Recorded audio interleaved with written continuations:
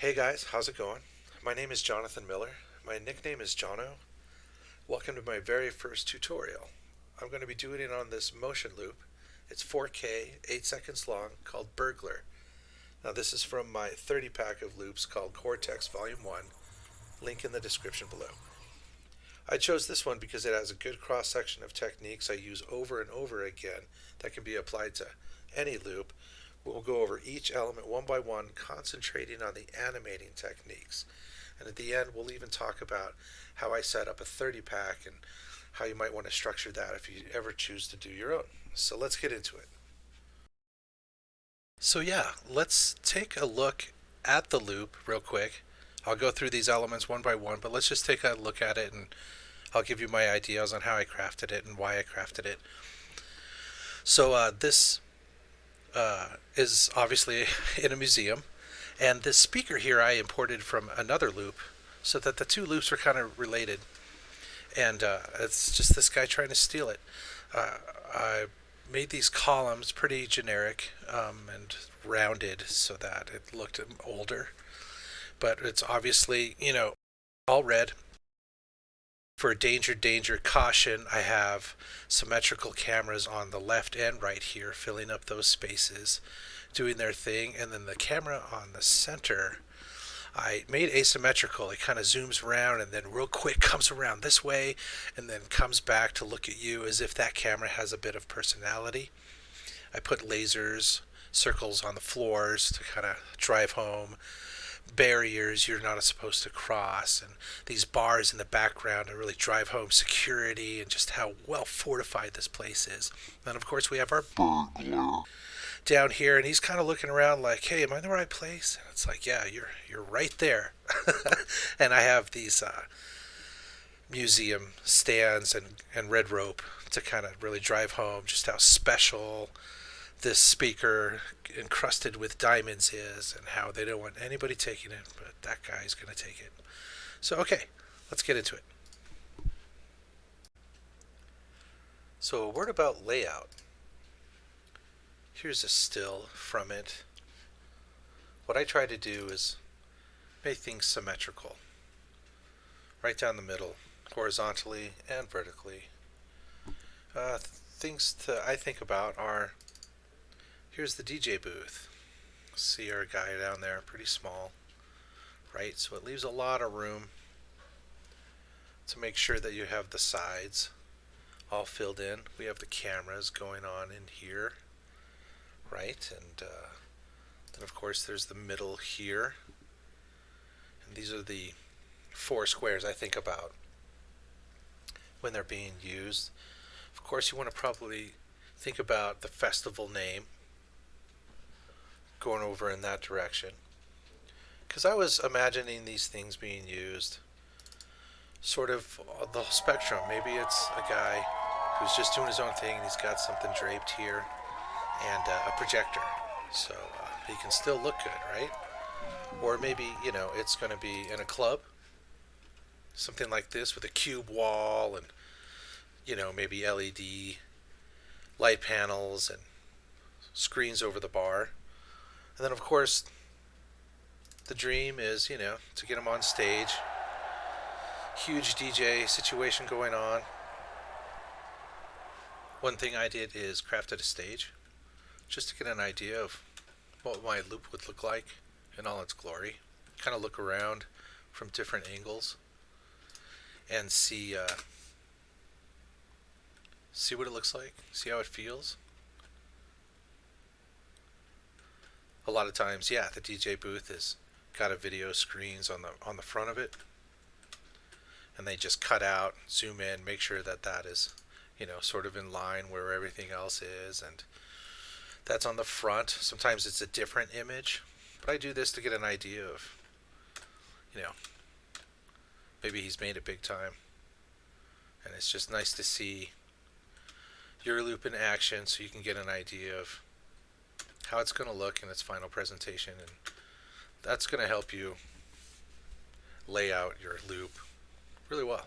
So I thought I'd mention that as well.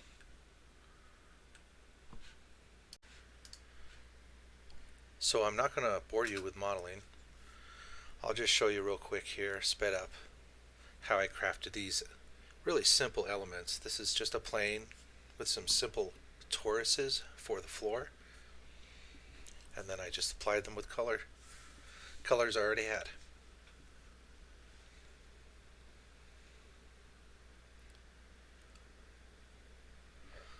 The walls were just a cube. Pulled out a cylinder and sort of stretched it, used Boolean tools to make a cut real quick, and simply copied and pasted, made sure that everything was lined up. The column was another cylinder with some beveled edges. Pretty simple. Didn't even have to use a subdivision surface modifier.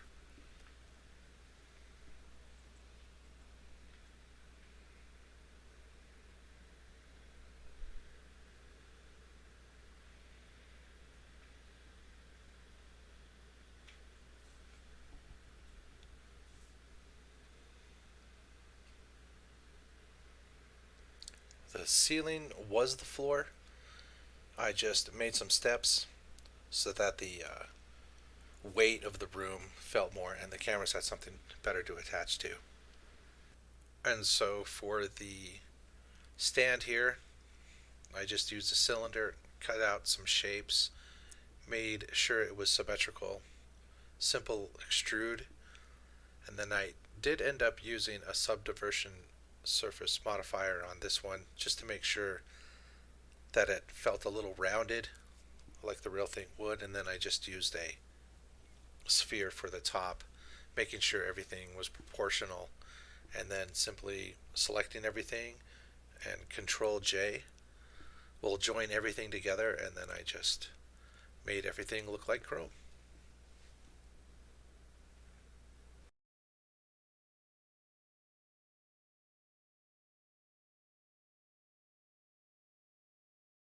Same thing here with the rope.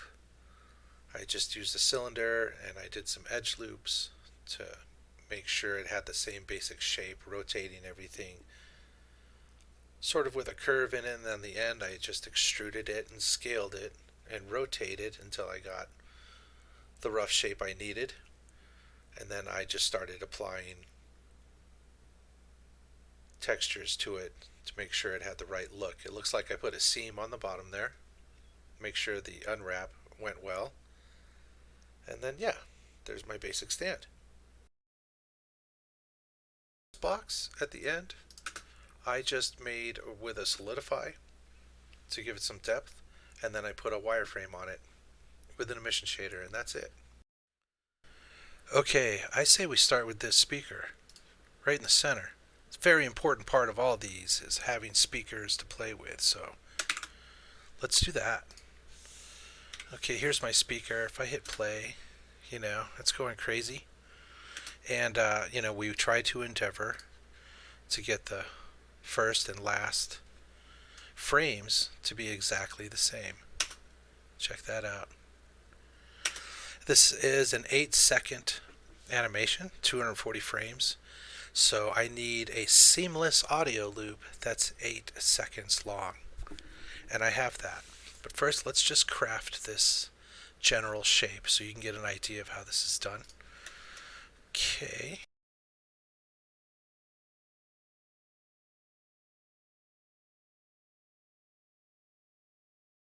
And now let's make it move, right? So you want to go like this. You want to make sure you're on the first frame of your 240. And then shape keys. You've probably heard this before, but let's just go through it. Shape keys right here. Hit this plus sign twice. Once, twice, two different fields. And the second one, you want to put, hover over this and just press the letter I. It'll give you a keyframe right at the front. And then all you got to do is figure out how much you want this to move. So you go into edit mode. And it looks like I already have that selected. Hit Control plus a couple times. Right? Make sure this is on. And then let's just move it somewhere, like up here. Not too much. Just give you an idea, right? And then go back this. It should go back to that. right? Now, if we go from the timeline over to the graph editor, see our thing there, go to key, bake sound to F curves, 8-second seamless audio file. Mine's a wave, it can be an MP3. Big sound to F curves. So now, if we hit our space bar,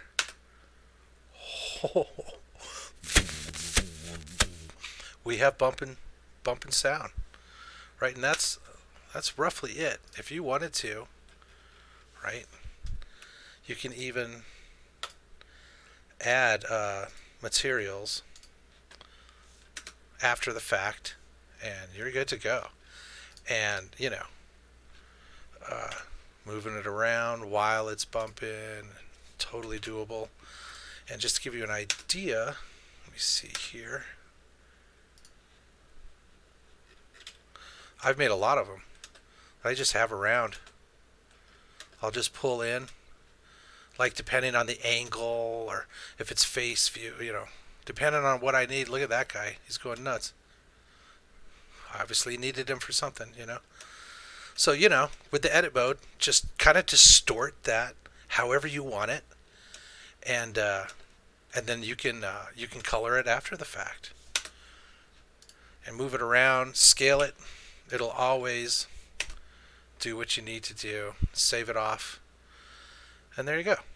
Now you're probably wondering, okay, but that seamless audio file, how do you do that? Okay, let's go through that now. Okay, I don't know if you've ever heard of Audacity, but it's a free sound manipulation program that is actually really great, super powerful, and free. So what I did is I found this 120 beats per minute free sound wave online. So I downloaded it, and let's open it up in Audacity and see what we got. Okay, here's the basic interface. I won't go into everything. I'm just going to show you what I know, and let's just hear it for a second. Okay, you get the idea.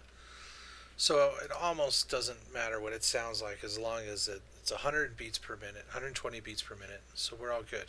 I noticed if you just take this, click on this zoom out, there's more room here. Yeah, and then if you just click on here, it selects everything.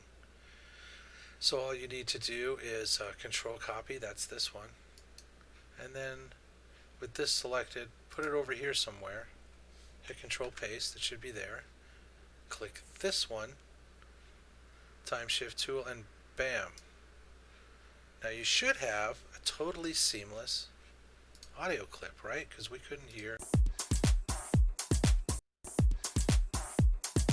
Hard to tell, right? But I know from looking at this wave file is super huge, and at the end it's kind of small. So I'll just show you what that looks like. File. Let's export an MP3, right? And we'll do, let's see, 120 beats per minute test. And we'll go to this, make sure we're on one in the timeline, go over to graph editor, key, and we'll pick that last one. And if you notice, if we go back to the timeline, the first frame and the last frame, we want the same. But check that out. That is way off. So let's fix it. Go back here. Now I noticed we can, with this selection tool, you know, here's a half second from the start. We could go a quarter second, like, and select that, but it doesn't really work. So what I suggest is pick a half second, something like that, and then what we want to do is effect fade in, so it scrunches everything, but not totally. So hit Control R a few times to get a totally flat line right there. And that means no audio is coming out of that guy. So we'll do the same thing on the back end, half second. And except this time, effect fade out. Right there. Alright, again, Control R. So we got a nice flat line there at the end. Now, File, Export as an MP3. Let's see here. Second to last. We can come over here. Again, first frame, graph editor, bake sound to F curves. And I know it's this one, right? Now, if we go back to the timeline and we do first, second, last frame, look at that. Very little movement, imperceptible, especially if you're back here.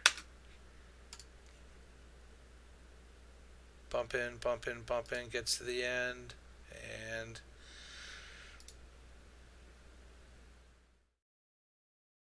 so now we have a seamless audio file in our 8-second animation, and it's an 8-second seamless audio file, so no matter where you put that speaker, you won't have to worry about it skipping or not looking like it's seamless. Now it is. So that's one way to do it that I found. Okay, let's move on to something else. How about these lasers that rotate around? They're all the same. If you notice, the laser, when it comes close to the camera, it looks like it's moving a lot faster than the lasers that are further away from the camera, but they're all moving the same exact pace. It's just one full rotation. I wanted that because I wanted them slowly scanning the area deliberately, with intent, methodically, looking for that guy in the center. So let's get to that. We'll do this one. Just kind of recreate it. Shift H. Out of camera mode, number pad, period. Kind of helps you navigate this a little better. And I'll show you, it's just 3 pieces. Sort of a housing, just a ball. So it's like a ball and joint thing, and then the laser, which is just a cylinder, painted a ridiculous emission at 500. So yeah.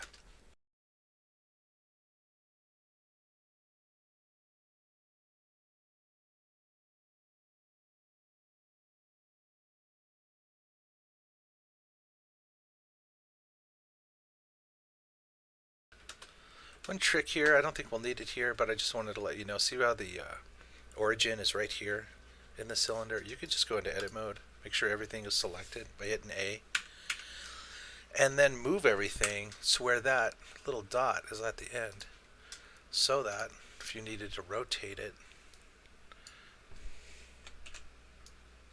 it would rotate about that dot and not the other thing. So I use that a lot. I don't think we'll need it here, but I just thought I'd mention that real quick. Okay. Make sure we're parenting all this right. So I'm going to parent this to this and this to this. So all you do is this, select that, select this one, and see how this is a lighter color than that? That's what you want. You hit Control P as in Paul, and just say Object. So now anytime you just select this thing, that'll move with it. And that includes rotating. And then you take this and select this. This is lighter than that. Control P as in Paul. Object. And now when you move this, G, everything moves with it. But this is still independent because we want this rotating, not that. Okay. First frame, come over here. This is the one you want, Z, and it'll rotate it. Hit I when you're hovering over that field, I. And then on the last frame, hit 360. And then hit I again while hovering over it. Okay, and now you have, it'll rotate 360 degrees. And from the camera view, pretty simple, but effective if you have a lot of them going. It really looks like a lot is going on. So there's that. Some things I want to mention here is it's really easy to just take all this, hit Alt-D, and copy it, and it will do the same exact thing. You can even like copy all of this, hit Alt-D, R for rotate, hold down the control button and it'll kind of click into what you need. You can move it up. That's it. that's it. One last trick here is you're going to have to mirror this, and there's all kinds of ways to do this, I'm sure, but I'll just show you what I did. Is I took one of them, I'd hit a Shift D so that it can be different, right? And then on the rotation, I believe I did it on that one. Yeah, there it is. You know, it's yellow. That's it. And you can see them down here. So I'll go to the last frame. It says 360, so it'll sort of rotate in that direction. One time, you can also do this. At the last frame, instead of 360, do negative 360. Hover over it, I. Oops. Yeah, that's right. One thing I want to say, if you lose yourself down here in the timeline, like say you go up like this and those keyframes disappear and you just can't understand where they went, I think you can just go like this, hit I on the number keypad, and then pull down, and boom, they'll be right there. It's happened to me a lot. I thought I just mentioned it. Okay, so now that we did that, check that out. It goes in the opposite direction.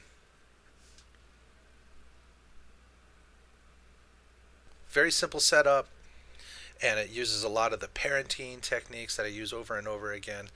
So that's how you get the lasers done. Okay, let's move on to the next thing.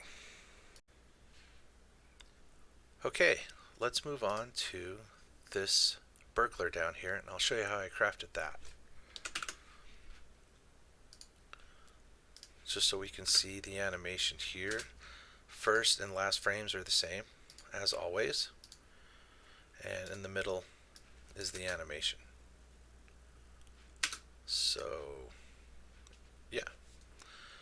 I always start with a free male base mesh. They have free female base meshes as well. I tried to find this one again for you, but I found this one on Blend Swap that would have worked even better and in the proper pose. This would have worked just fine as well. So that's on Blend Swap, totally free. And here's my burglar sort of inspiration. I wanted to model him off of like your typical sort of burglar. Instead of like maybe a modern day burglar like this guy, I wanted him more like this guy. So yeah. So let's file, import an FBX. And this is what I had to start with right here. And I'll show you a few tricks I did to get him looking right. Now, first off, you can tell he's very high poly, pretty high poly, compared to what I have. I have this sort of, this is called faceted look, like flat, and you can see all the triangles going this way and that way, and that's great for like reflections from lights, things of that nature. I did mine flat black here because I wanted sort of that to disappear and just kind of look like a skin tight robbing suit or some burglary suit, something like that. So I'll show you what I did here. As you can see here, like this body is pretty low poly, but his face is pretty high poly. And I'll show you how I did that. I probably did that to have a lot to work with here when selecting these edges, so that I had a nice smooth line there for his mask, which it looks like it didn't even really take down around the ear. I just kind of ended it right there. So let's try to get this done. First things first is I want to separate out his head from his body so that I can give them two different decimation levels here. So the first thing I do is front view, make sure this is selected, X-ray, edit mode, tab, and just kind of select something like that.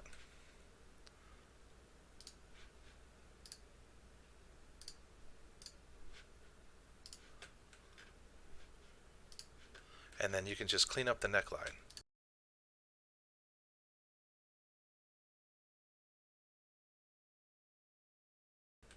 And once you have all the polys that you want, it's deemed that close enough. Then come over to here, Object Data Properties, And under vertex groups, add a vertex group, and you can double click this and name it head. Make sure to assign it, and that'll keep so that you can get at those a lot easier. So the next step after that would be to select invert and all the rest of them. Get that a group too, and we'll just call this body. And be sure to assign. Okay, once that's done, we can go into object mode, and we could say add a decimate modifier to this whole thing. But then look, check this out. Vertex group, just do the body like that. And here's the ratio. So if you go down, look at that. Only those vertex are being affected. And I've found that 0.1 is generally the way to go. So keep that in mind. But it looks like we're going to do something maybe like this for here. And then be sure to apply it. That way when you go into edit mode, that stays that way, and that stays that way. Now that we have these selected, we could say assign a material.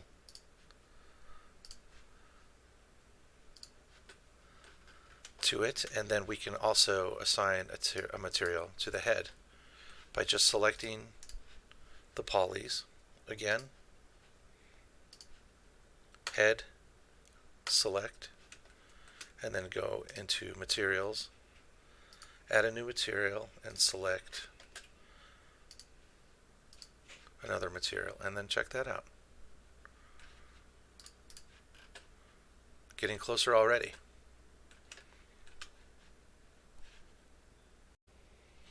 Okay, we can simply select some polys here to add the mask. So, but a couple things I want to show you here real quick is if you come across this. So let's say you have a line here, and in that line, you'd like to go right there. Well, what you can do is just select those two and hit J. And as you see, it'll make a perfect cut so that you'll have a nice straight line there. There's one thing I wanted to show you. Another thing is once you have some polys selected, make sure to make another vertex group. Name this one mask. And then remember always to assign so you can pull those up again really quickly. The reason that's important is, like, say you're in this mode and you need to make a cut, right? You're going to need to get like something like this done, but everything else has been deselected. Okay, make your cut, right? But then you can come over here to mask and just say select. Wham! You got all that back again, and you can keep going, see? Another quick note here, if you want to select a lot of polys at once, you can just hit C and go to town. Pretty great.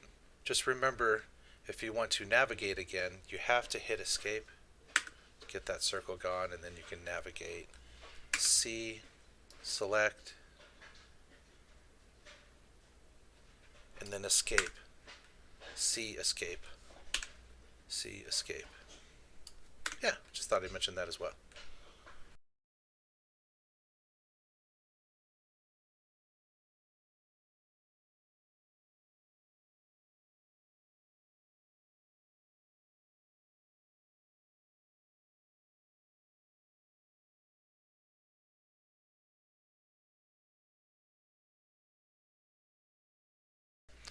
Okay, once we have this done, we can simply paint it.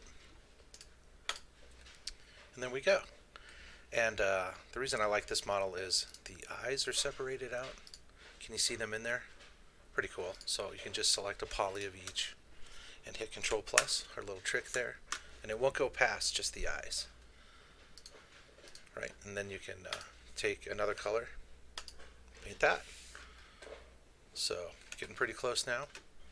Let's just do the hat. Right, the hat. So there's a couple ways you could do this. You could cut it right out of his head, which is something I did. And it looks nice, but I feel obligated to tell you, you could also just craft your own hat, put it into place, position it how you like, and then grab both of these and just hit Control J. And now it's all one mesh, and that would work too, so I feel obligated to tell you that. At the same time, I will show you how I crafted this hat over here on top of this. Okay.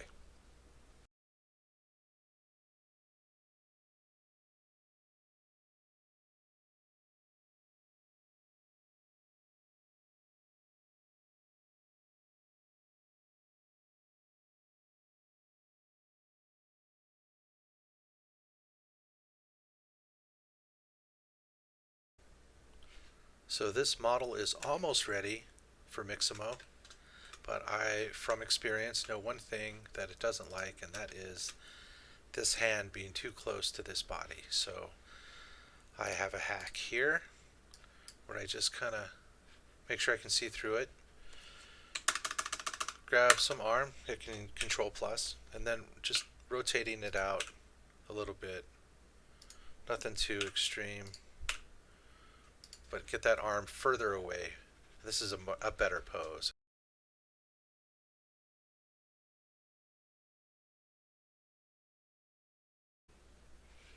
Okay, we're ready to export this model as an FBX. But before we do that, I want to mention that sometimes it kind of glitches out in Mixamo. So I found some things that I do that prevent that from happening. And I'll pass them along here. The first one is hit Control A, all transformations. Set origin back to geometry, and that goes a long way to helping that. Another thing you can do is edit mode,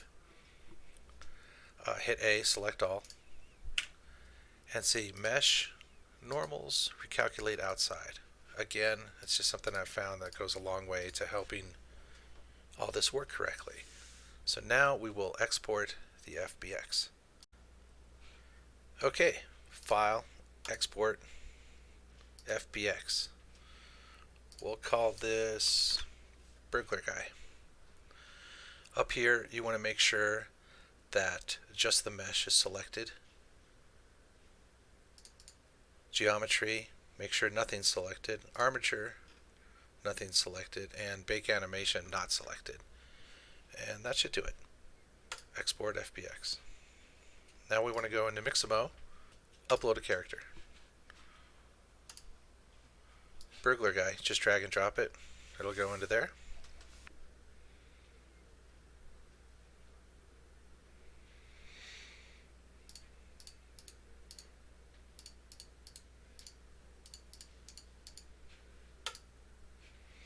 And here we go. Chin, wrists, elbows, knees, and groin.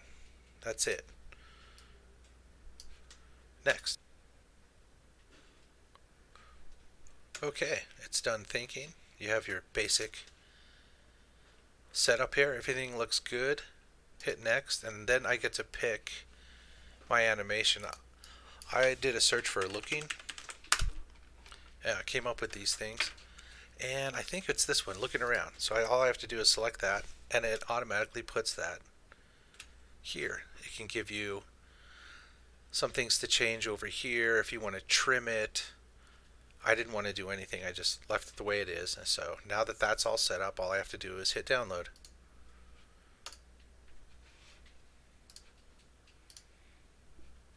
Save, and then go to your downloads, and it'll be there.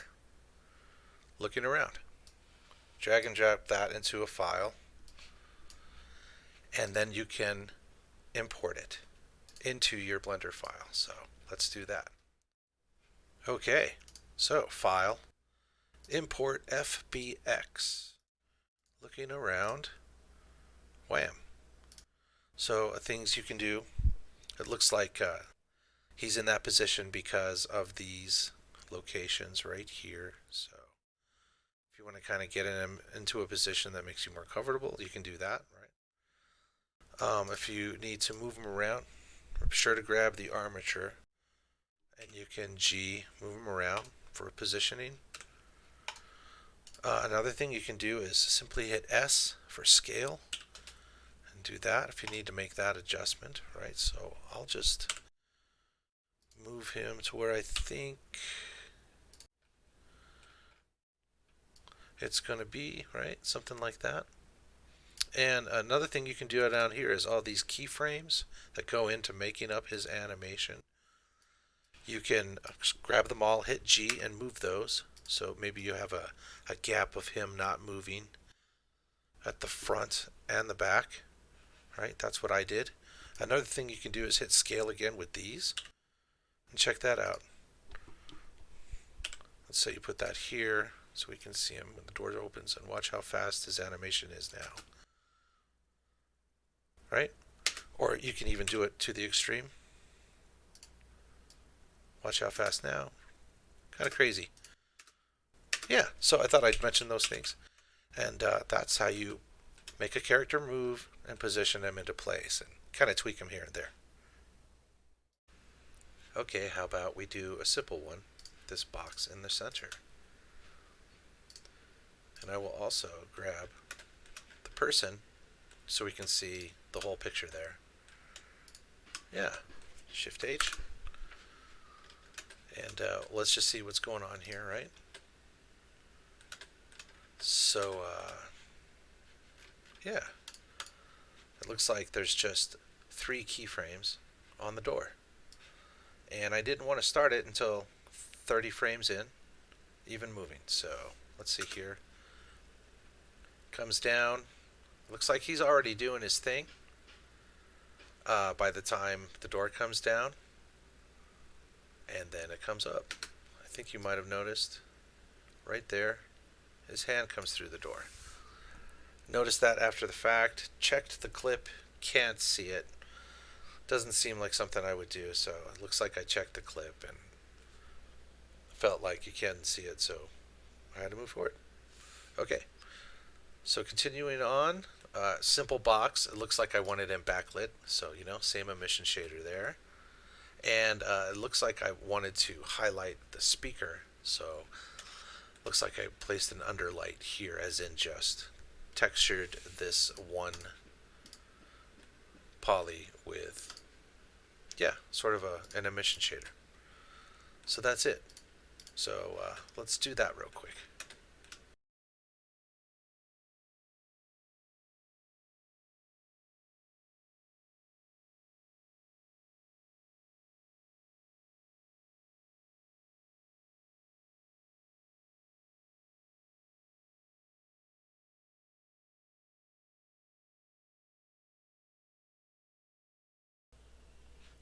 Okay, once you have that done, animating this is super simple.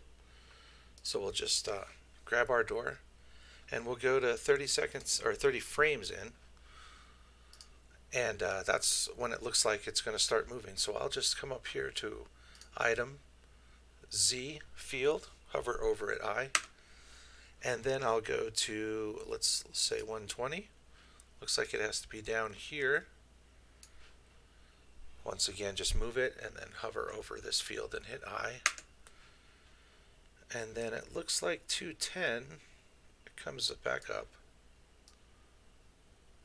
To close, hover over it, I. There you go. You might see a little thing here. That was under the floor, so it didn't matter. Okay, so let's see here. If we hit play, it looks like it'll start moving, come down, ease into the stop, ease out of the stop, and then come back up. Now I wanted that to look a little more mechanical, so I experimented with the keyframe interpolation mode. So select all your keyframes, right click interpolation mode, and I did linear, right? And that way when it comes down, it comes back up immediately. Wham. Wham. I could have experimented with that. Let's say, this bounce is really dramatic, but it Gives you lots of options. Bounce, bounce, bounce, bounce. When you're doing these, but again, I just did mine to linear, so it was nice and mechanical. And yeah, that is how you get a simple door moving and animating. Okay, so I suppose the last thing here would be this camera that moves around. Let's start that one.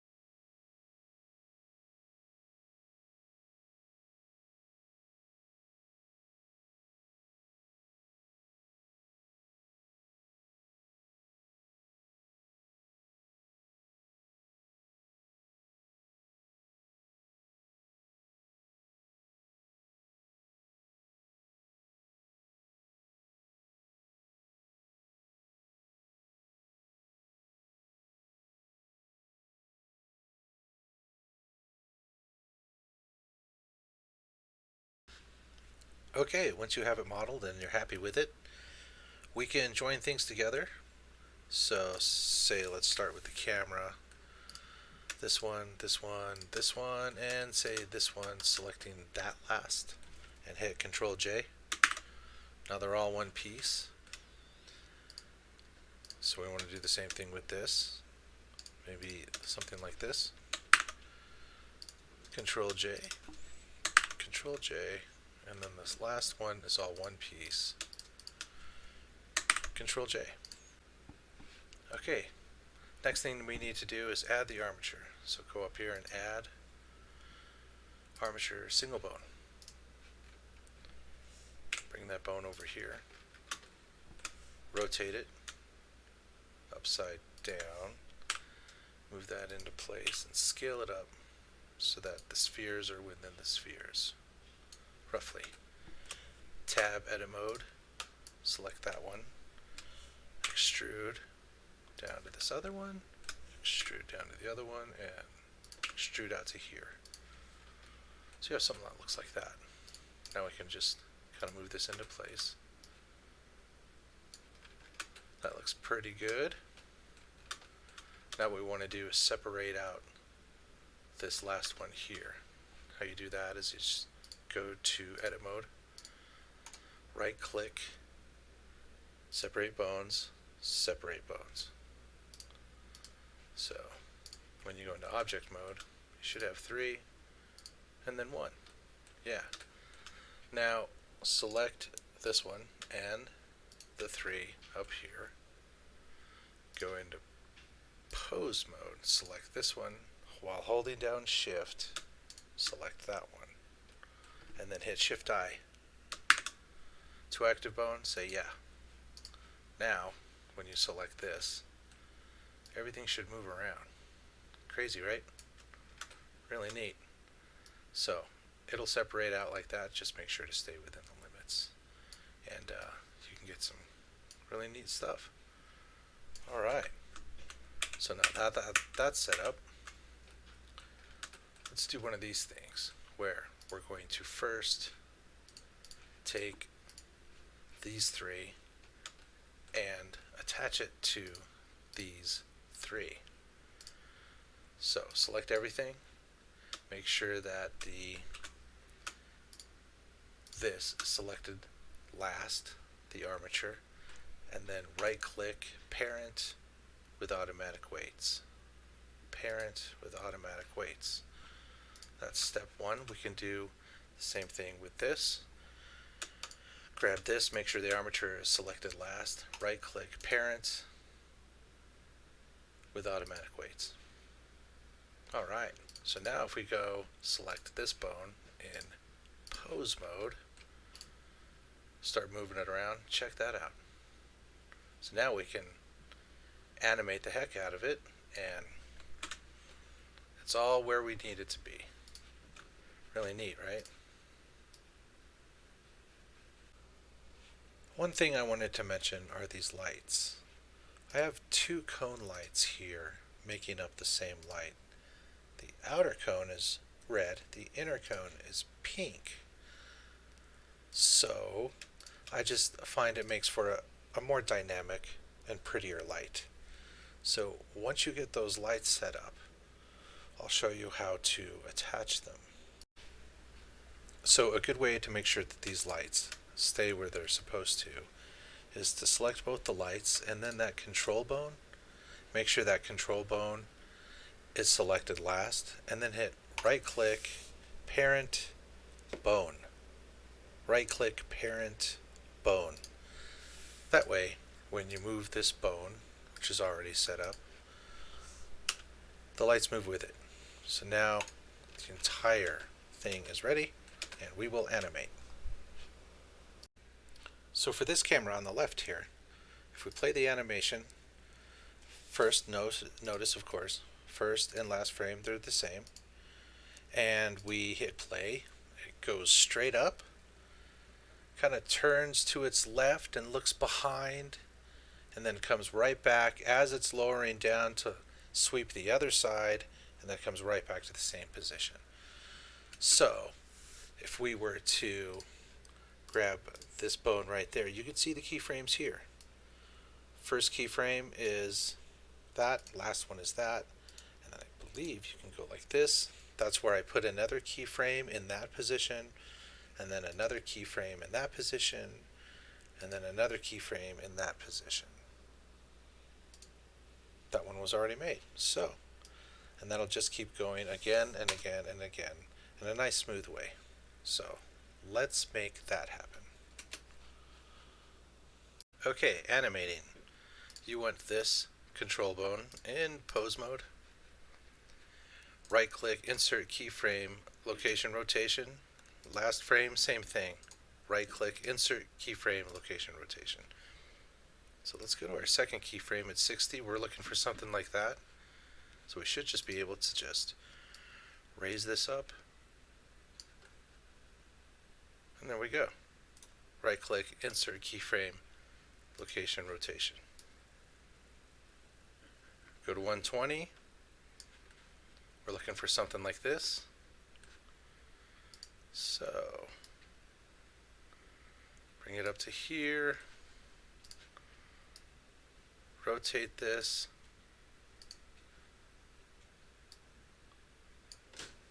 And that looks right. So right click, insert keyframe, location rotation. And then the last one at 180, we want something like this.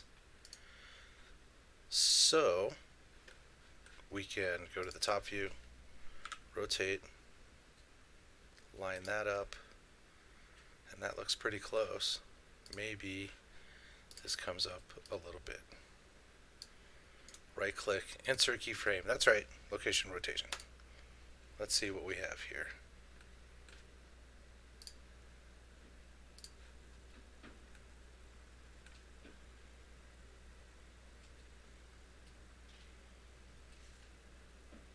And that's how you do it.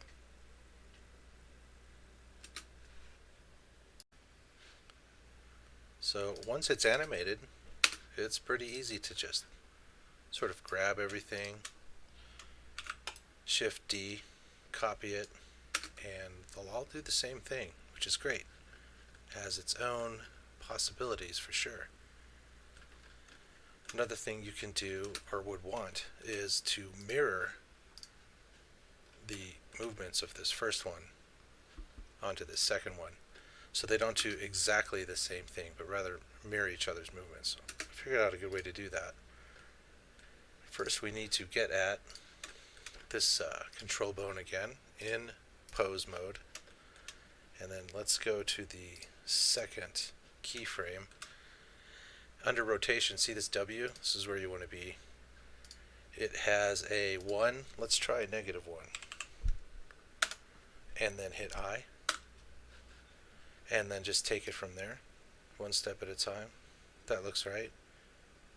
So look at that, it's already started to mirror. Let's go to 120, see what we got. Select the keyframe under W. Let's just put a negative there. Enter and I. Again, one step at a time. That looks good. Let's go to 180. Select the keyframe. Put a negative there. And I. Scrub that. Yep. And then we got a weird twist at the end. Let's see if we can grab this last one. Instead of 1, -1. And I. So there we go. A perfect mirror if all else fails. And that way you can really go to town putting these on one side of the room and those on the other side of the room, considering what we're trying to do. It has to be symmetrical. It's kind of important, so I thought I'd mention that too. Okay, you might be wondering how lights blink. Let's cover that real quick. I'm going to just add a cube and work with that. Add a new material, let's just call it A. And then under Principled DSF, change that to Emission. Maybe make the strength 0. And hover over it, press I. Now go to the 30th frame. Maybe make this 100. Red.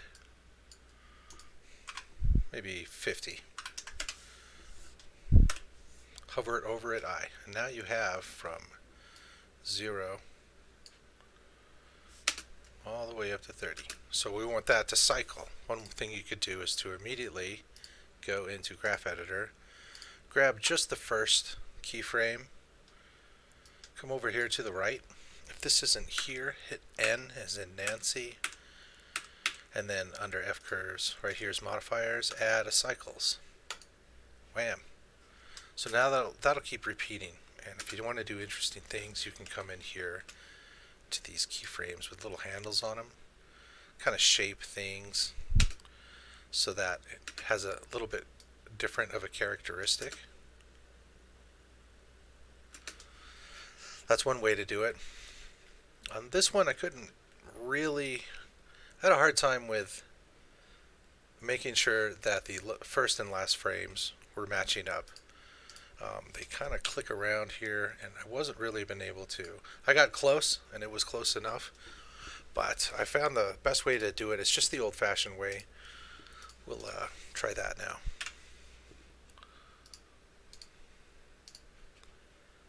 On the first keyframe, same thing. New emission shader.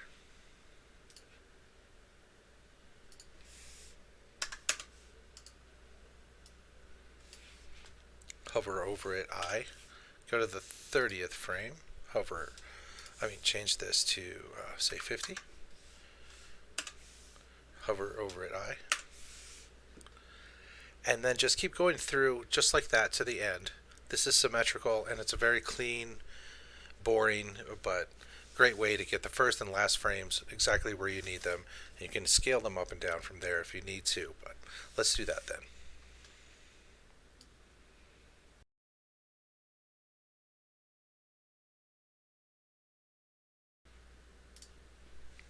So once you have that done, if you play it, it blinks. So if you wanted to experiment around with how this blinks, select all of them, right click, and mess around with the interpolation mode. So constant would look something like this. Off, on, off, on. You can even do something like a gradual curve. So and it just has a different sort of feel to it. Or get crazy. Look at this bounce.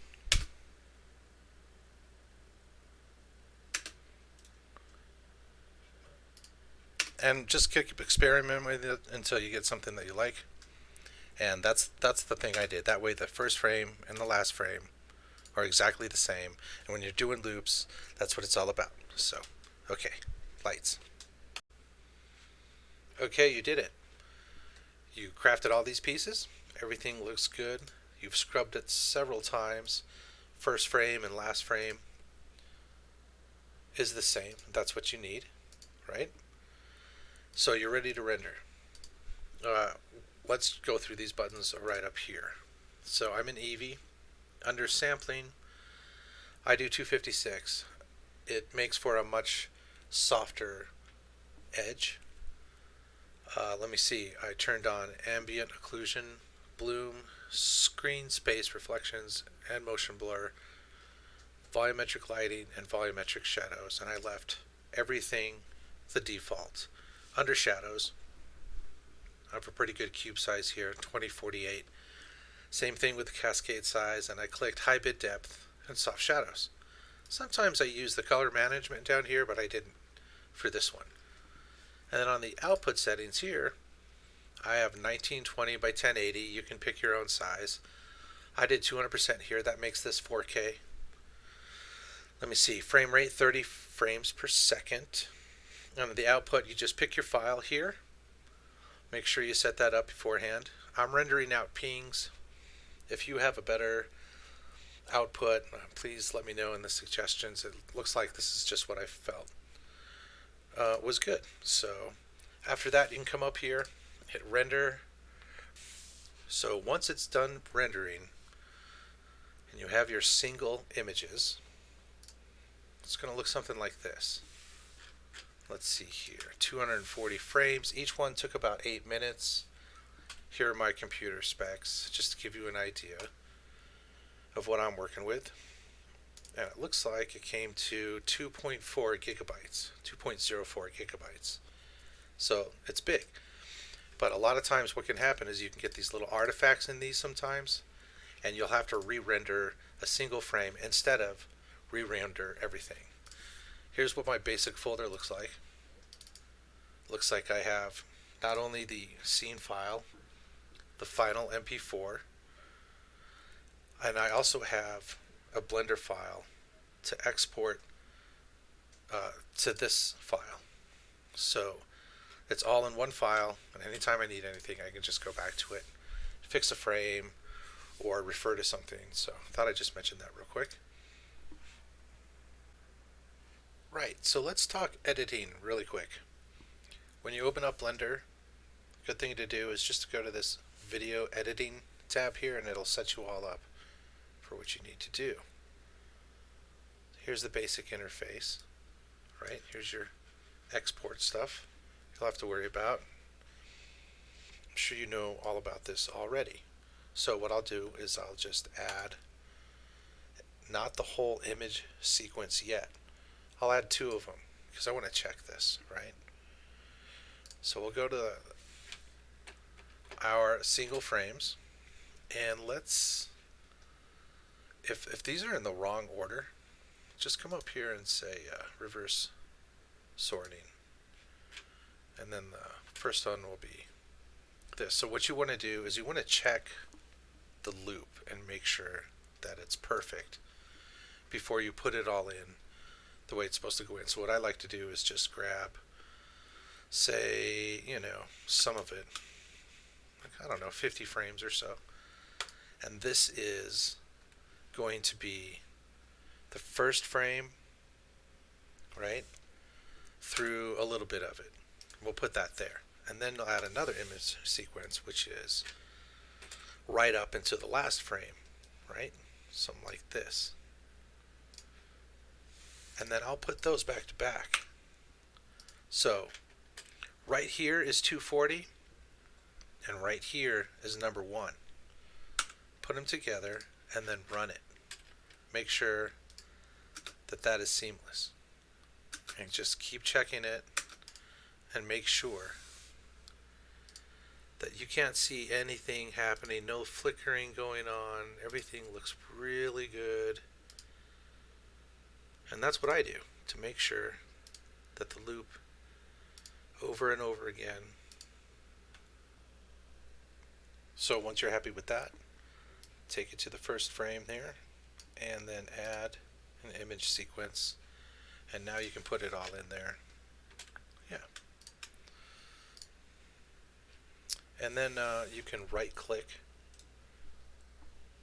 on the actual clip and say set preview range to strips. That way when you press play, it'll go back to the first frame where you need it to. Right. So over here under output, 1920 by 1080, again I do 200. I do 30 frames per second. You can do 60 and experiment with that. 1 to 240 frames. Output, this time you pick your file and you, instead of a pings, single pings, you want to do an FF MPEG video. Right? Under encoding, I like this one. MPEG 4 seems to work pretty good. Video codec H.264.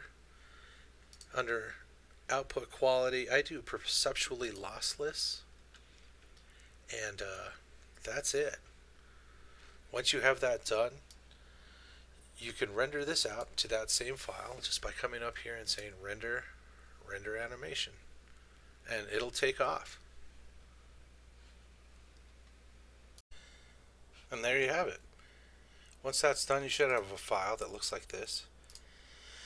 MP4, mine's 27 megabytes, not bad for 4K, 8 seconds long.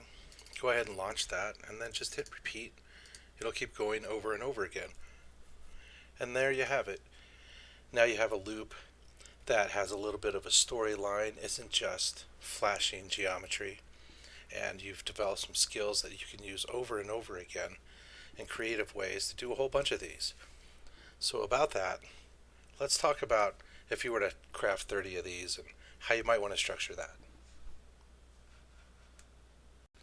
I just wanted to talk a bit about how I structured my 30 pack of video loops and how things just sort of happened organically and what I was thinking, and it might help you out. First off, the why as to why I did this was I did these last spring of 2021, and we were in lockdown here in Denver, and it was just a bad time, so I was trying to think bright into the future and when it was over, and so we could all get back together again and enjoy concerts. So that's the why as to why I did it. I made 30 of them because it seemed like that's the running amount. Like if you're going to make a whole pack of these, 30 is about the average. Yeah. And I tried to make a variety of scenes and a variety of loops so that they had a nice cross section of color and variety of scenes to work with. And they're all loops, so you could play the loop over and over and over again through your whole set, just one maybe, or all of them, or just a couple. For instance, this main sort of excision graphic here, this loop, I also made to go with it laser sweep left to right and right to left with different colors so that they can be combined together. Here's a spaceship sort of set I did within the set because I made this ship with like bumping speakers for engines, and I just thought it was so cool. There was so much that could get done out of it that I made like 7 of them. So I like have maybe in the beginning of the set you have like a ship taking off, and I have an audio meter underneath the foot right there, and then a lot of things happen. But as you're going through the set, you see that same ship showing up, and it's doing its thing through traveling through space and time, and it goes on to however long you want it to, and they just kind of loop, and finally discovers a place, right? And it's a giant planet with a speaker bumping into it, and he's like, okay, this has promise. And finally at the end, turns out, yeah, I found his power source. This is what he's been looking for the whole time, and that's how you end your set. And you can kind of make your whole set a cohesive sort of storyline. And that's kind of how I was thinking with mine. One quick thing, I want to give a special thanks and a shout out to all these guys I subscribe to. Most of them are really good Blender users, and they give away great free video tutorials on their sites, so I would suggest you check those guys out, especially one called Ducky 3D. This guy's really good. If you're going to get into VJ loops, I would highly suggest just scouring his site, because he gives away great stuff. And special thanks to these guys. And of course, thank you guys for following along. Thanks for sticking with me. Let me know if you craft anything after you've seen this tutorial, or if you have any suggestions or comments below. Take care.